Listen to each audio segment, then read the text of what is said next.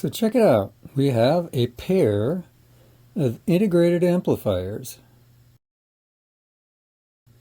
These are monophonic integrated amplifiers. So for stereo, we need two. And we've got two. The viewer of the channel, Pierre, sent these to me because he wants them overhauled, prepared for duty.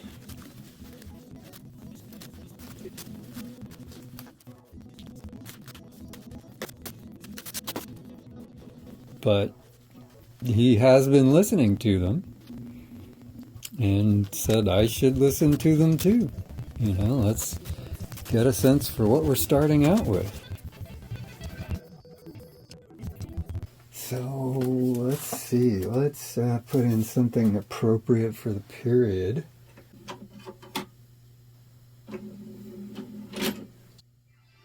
Or not.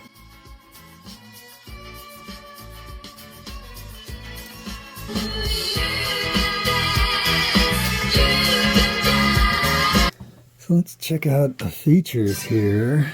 It's got treble and bass control.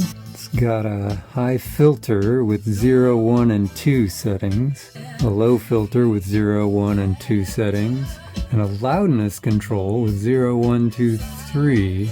This must be like loudness like on a Yamaha, because at least at higher volume, 0 was the highest volume. It's got separate volume controls for different inputs. And I'm not sure what's up with that because it's got spare, tape, radio, mic, and tape deck. And those are all separate inputs, but, well, wait, no, I'm not sure. I have to look at the back again. Then it's got all these different phono equalizations. I don't have phono cables that I can really hook up to it right now because, it's two separate integrated, so I've got to get the inputs far apart. And none of my phono cables are separate like that. I can probably rig something up with this DJ turntable over here. So these are made by Altec, of course. Not Altec Lansing, just Altec. 344A amplifier, 17 volts, 60 cycles. No, it should say 117, the one's missing. It says 85 watts, but then in the back here, so by the outputs in here, it says output 20 watts, which is a lot. Well, let's look at the tube complement.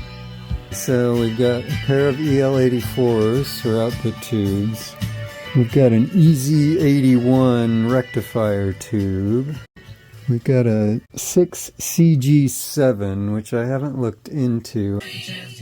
And then we've got two 12AX7s. Although one of the sockets says 12AX7, the other says 12AD7/12AX7. I'm figuring that these are preamp tubes and that one of them is probably for the phono preamp. I'm looking at the inputs here on the back. I've got it plugged into spare right now. And then we get tape, phono, tape deck, mic, and radio. And then we've got recorder output. I guess that's an output to a tape recorder. I think it's really curious, this set of inputs like that.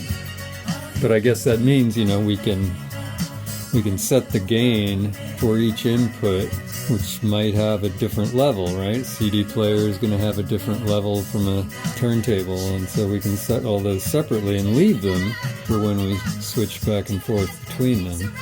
Kind of an interesting feature, kind of nice actually. Potentially that saves us that moment where we switch, say, from a CD to a turntable, or vice versa actually, and the volume is crazy high. I think, but I don't know, that this is the output transformer, and this is the power transformer. Now, why would I think it's the power transformer? Well, it's right next to the rectifier, so that seems like a decent bet.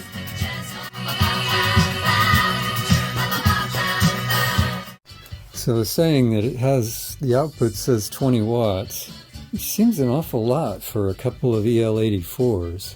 I mean, my Beaver Valley amp is 2 EL84s, and that output is like 10, 12 watts maybe. Let's see, the SCA-35 is EL84s, and that's 17.5 watts per channel on a good day. But those 17.5 watts per channel are with one channel driven, unless you mod it. You can mod it to have enhanced fixed bias and get more like the rated output. But 20 watts to me suggests that they're running at very high voltage. So for example, I've got my Payco amp that has about 20 watts per channel. It could maybe run with EL84s, but it'd be awfully high voltage for them. So I wonder if these EL84s are perhaps being overdriven. Have to do the investigation and find out. I haven't looked at the schematic yet. Anyway, it's fun. New tube amps.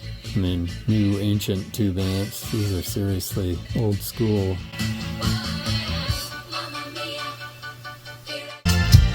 So I've got the loudness control turned up all the way on both of them, and the volume jacked up quite a bit to where it would be really loud if I had the loudness down to 0. So this is a Yamaha style loudness where we're turning down the middle. Hear how much bass it has now.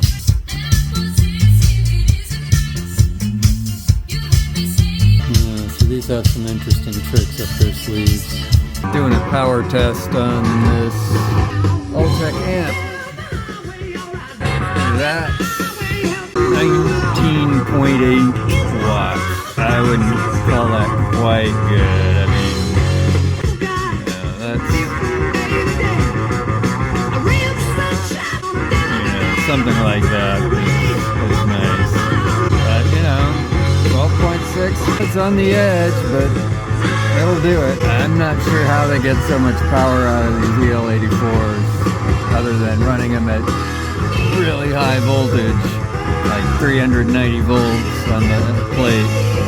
Here's the inside. It's kind of janky. It's clearly been work done before. These, what? So somebody's replaced the coupling capacitors, and I'll probably go ahead and replace those. But here's the wild one. Somebody's 180 microfarads on the primary high voltage. I mean, it really should be 450 volts, not 400. But that's a really high capacitance to stick right on the rectifier. Usually it's 40, and maybe more than that, but kind of yikes. I measured, plus the one that's in there and this are right at about 200 microfarads. So that's 200 microfarads right on the rectifier. In the schematic, it's 40. And let's look at this. Here's where it should be 40, right on the rectifier. And that's typically the maximum value that you see there. Subsequent ones can be as big as you want. I will probably replace those with, say 100. Anyway, though, it's cranking out the wattage.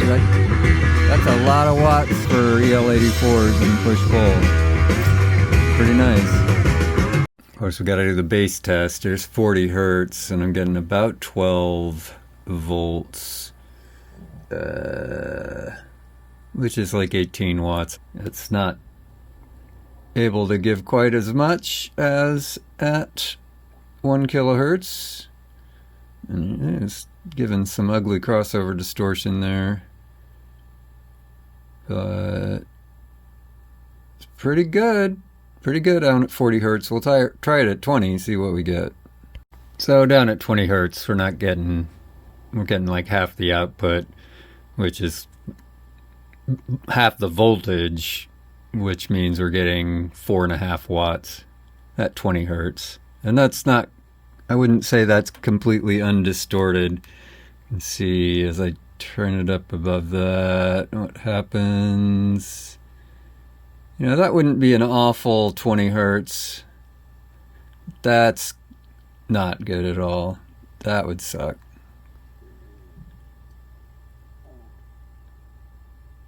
So, you know, almost 7 volts, passable 20 hertz. 10 kilohertz is not looking super awesome at full power. It's got this weird sort of distortion thing going on. It's almost like slewing distortion, but just at the tips. And let's see. Weird, huh? And I have to turn it down a bit to make that completely go away.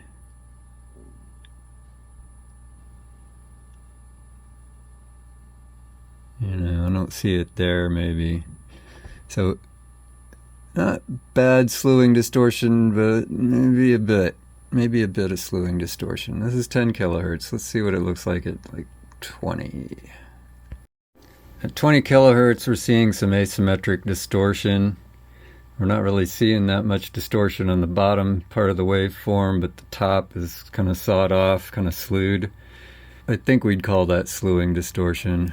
You know, it's not being able to catch, not being able to rise fast enough to hit the peak. It's just catching it as it turns.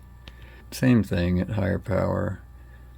Again, the bottom part of the waveform not really having as much trouble as the top. There we can see we're now starting to get to clipping.